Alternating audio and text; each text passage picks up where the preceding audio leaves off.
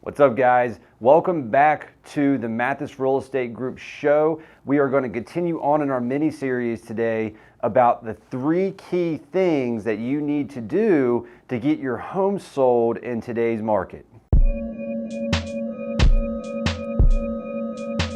Now, I'm excited about this episode, and I know I say that about every single episode. This episode is so interesting to me because it's one of the things that we actually have control over with our clients. So when we're talking about condition of homes, right? So remember the 3 key things, if you recall, that we talked about was marketing, pricing, and condition. And if you haven't seen the other videos, go back and watch the other videos on pricing and marketing to see the key pieces there. Condition is interesting because it's different based on the market. What we've seen when the market's really strong, and it's what we call a seller's market, where the sellers have the advantage because there's less inventory and there's less things on the market for buyers to buy. Therefore, the simple economics is they have less choice, so that means the sellers have the advantage. What we noticed was that sellers did not have to do a lot to their homes to get it sold. Condition did not matter as much as location, as price, as depending on the area they were in, the demand for the home in that area. So condition was not as important. Now, when the market starts slowing down a little bit, or we see that shift downward where buyers are either getting buyer fatigue or we're seeing more houses come on the market, condition becomes one of the key factors in getting your home sold. And when we look at condition of a home, we go by 2 broad categories. So and they're pretty simple, right? So exterior and interior. So we're going to start with the exterior and talk about that for a second. So when we think of exterior, you probably heard the phrase curbside appeal. And all that means is when someone drives past your house, does it look good or does it look bad? If they go by and they're like, I don't want to walk in that house, then we got a problem. And that has happened before. We've had buyers go to a house and they go, I don't even want to go inside because the outside looks so poorly kept. They most likely did not keep the inside of the interior up very, very well. So when I think of curbside appeal, what comes to my mind is keeping it tidy. So just clean, neat, doesn't have to be anything extravagant. We don't need you to go out and spend $1 million on landscaping. You can if you want to, not saying you don't have to. I'm just saying it's not priority to have ridiculous landscaping to have curbside appeal.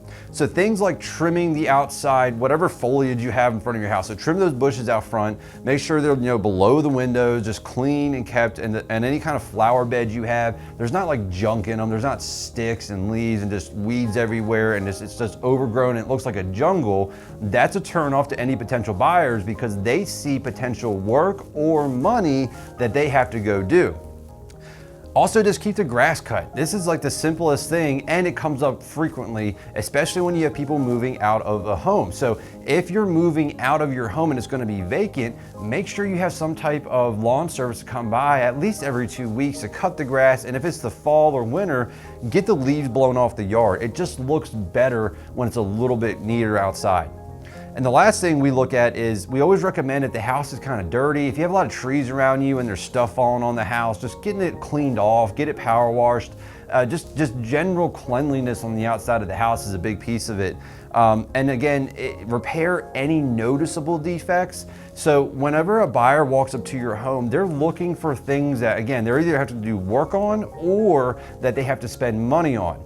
And a $1 fix in a buyer's mind is $10, right? So everything that you think is not a big deal, it's 10x to the buyer. So every little thing that can be simply repaired, or if we have like noticeable wood rot, or if we have a noticeable defect on the house, go ahead and get it repaired beforehand. It's going to save you a lot of headaches down the road, and it's going to really help your upfront pricing of your home as well.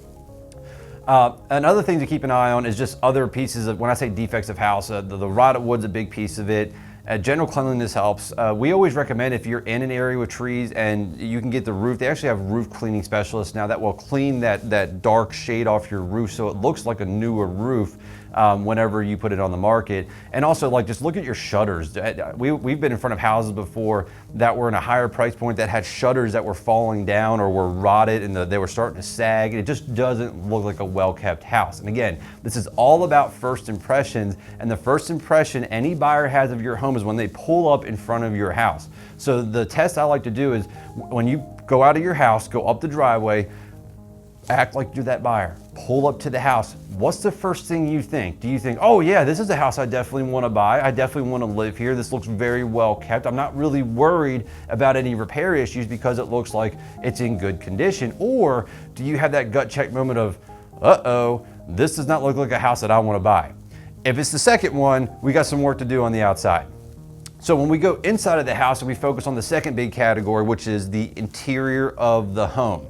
Now, the way I like to phrase this to sellers is picture a hotel room. That is what we want.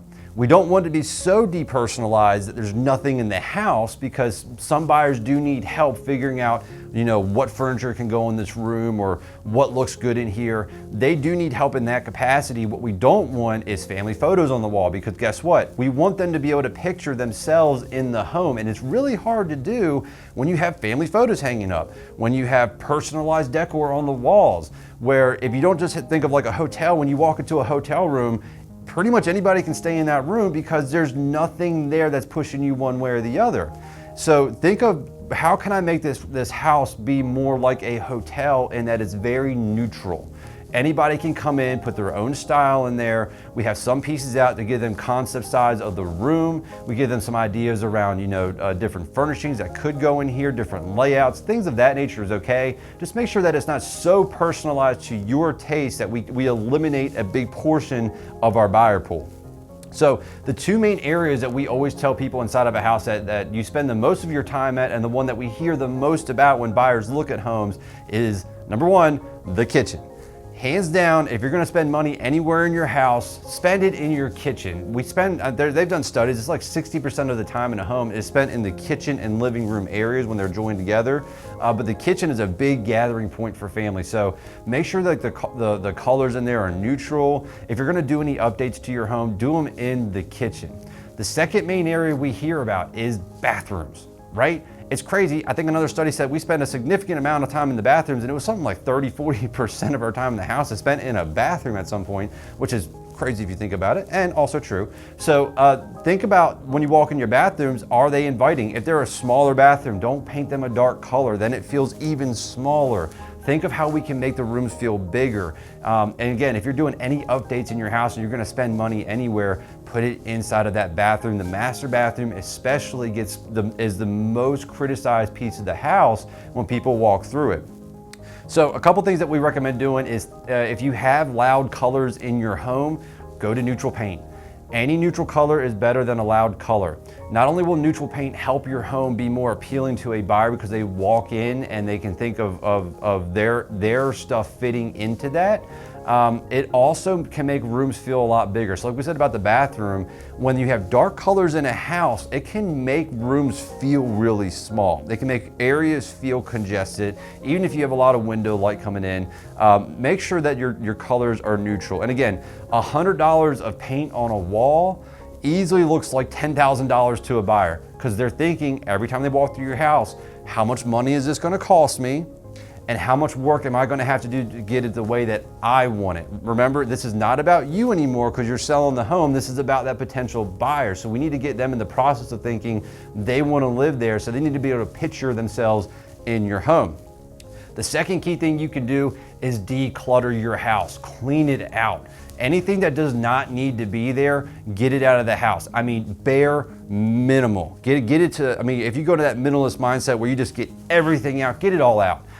The less is better. Again, and also going hand in hand with this, which is our third tip, is to make sure you do some staging of the rooms. So some rooms are set up to be the best fit for your family, right? So your family life is not the same as someone coming through and finding the best pathway through a room. So we want to make sure all rooms are really accessible. If you have furniture in the middle of the room, make sure it's not in a major walkway so people can get through the house easier. Again, this is all about creating flow. We've had people tell us that floor plans felt choppy, and they weren't choppy floor plans, it was just the way the furniture was arranged. So again, we're thinking about that perception of the potential buyer to get your home sold. So declutter, take all the junk out that doesn't need to be there. If it's Aunt Jemima's, stuff in the closet, get rid of it. Just get it out of the house. Put it in a storage unit, get a pod, whatever you have to do, or have a giant yard sale and just get rid of everything you don't use. Big on decluttering, and then staging the rooms. And this is where we help a lot of our clients that we can walk into a house because we see enough houses that we can tell you if a room feels like it's congested or if it feels cut off, or if you have a really good floor plan, how can we help you maximize that floor plan so the house feels as big as possible. We've had it on several of our new construction listings where we've had staging go into homes and people came back afterwards and we weren't getting offers, and all of a sudden we got offers because they were all of a sudden able to picture how a room would function with furniture in it, and because the furniture was well laid out in the house. So it helped guide them through the house versus impeding their progress, being in their way. So again, that's the key things to look for is exterior and interior. Always be thinking, in the mind of a buyer, they're always when they're critical of your house, they're always thinking, how much money is this gonna cost me? And how much work is this gonna cost me, right? So always have those thoughts going through your head when you're putting your house on the market. And if you have any questions around conditioning, feel free to send us a direct message, text us, email us, reach out to us on our website, mathisrealestategroup.com. We're happy to tell you, or come out and even look at your home and say, look, this is what we think you need to do. We do it with all of our listing consultations where we sit down and we go through every part of your house and say, here's our recommendations, and then we write it out and we give it to you so that you can have it to get your house in order for when you put it on the market.